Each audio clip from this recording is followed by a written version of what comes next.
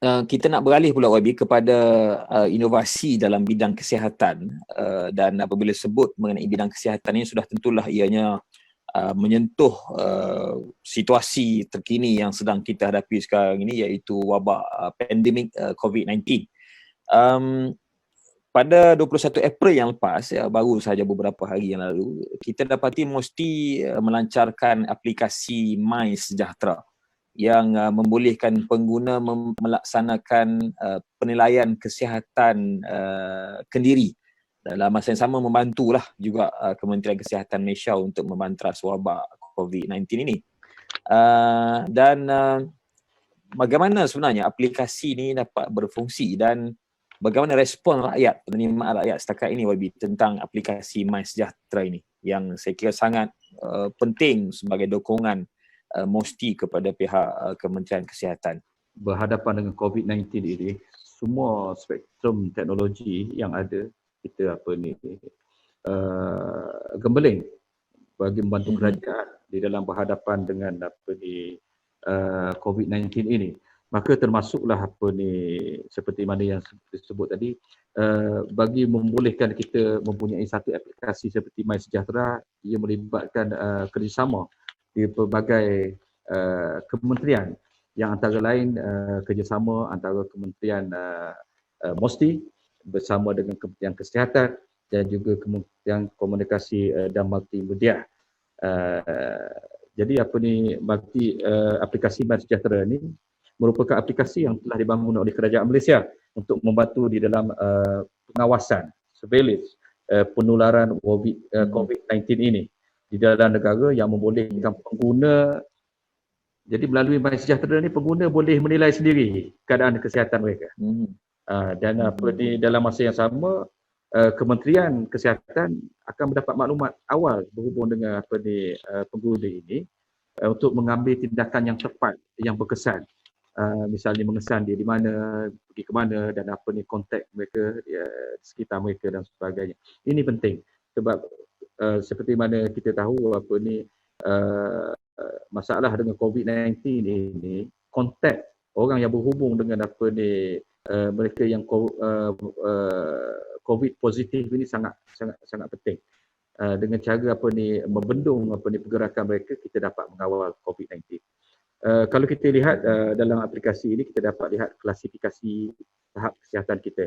Kita juga dapat lihat kesedaran kita, yang mana ada orang awam yang dijangkiti ataupun yang positif. Daripada situ kita tahu sedaran kita sama ada selamat ataupun tidak.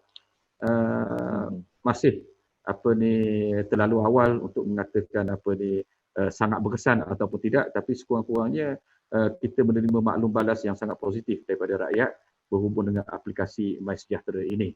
Dan saya ingin tambah, maknanya selain daripada aplikasi MySejahtera ini, di peringkat Mosti dengan kerjasama pelbagai kementerian, kita sedang menggerakkan pelbagai inisiatif yang melibatkan data, analisa data raya, big data analysis, yang antara lain bertujuan perkara yang sama juga, supaya membolehkan proses penyampaian maklumat kepada rakyat menjadi lebih cekap. Maknanya supaya rakyat dapat mengikuti secara secara segera tentang perkembangan COVID-19 ini.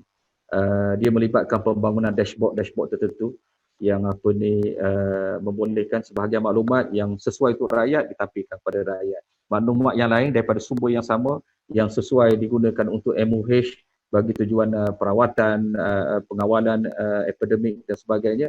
Pandemik ini disalurkan maklumat yang melibatkan tahap-tahap penyaluran maklumat yang berbeza. Ini dilakukan dengan kerjasama dengan rentas kementerian.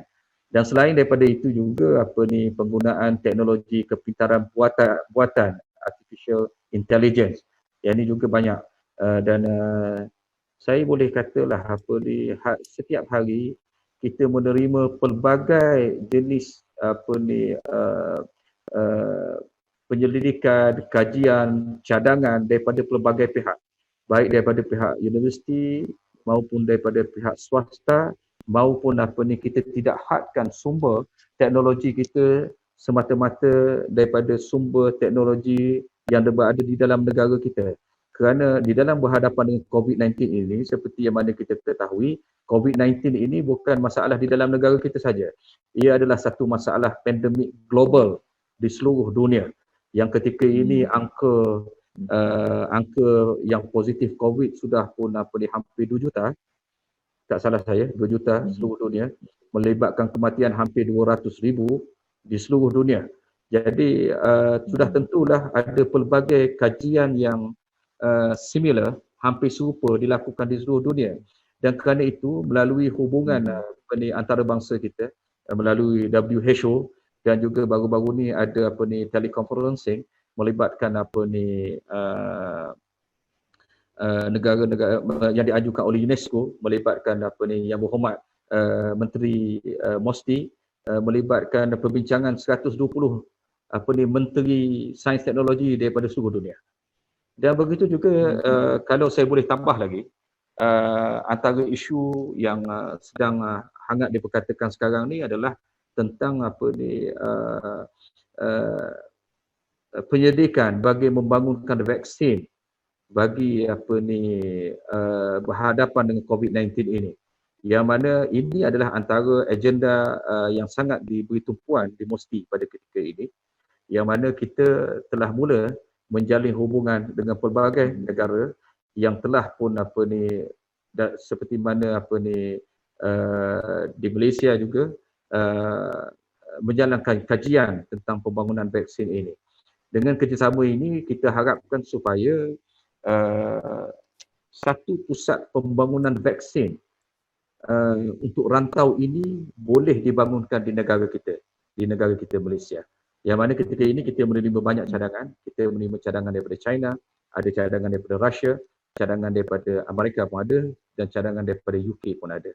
Jadi ini sedang diperhalusi oleh pihak kerajaan. Jadi peranan Mosty dalam bidang sains, teknologi dan inovasi ini sebenarnya sangat penting, apatah lagi ketika keadaan negara sedang berhadapan dengan kegawatan wabak global ataupun pandemik COVID-19 ini. Dan tadi sebenarnya pun YB telah pun menjawab soalan, 2 soalan sebenarnya daripada kita punya penonton live kita ini, dan kedua-dua soalan itu telah pun YB jawab sudah tadi. Ini ada soalan. Ada soalan.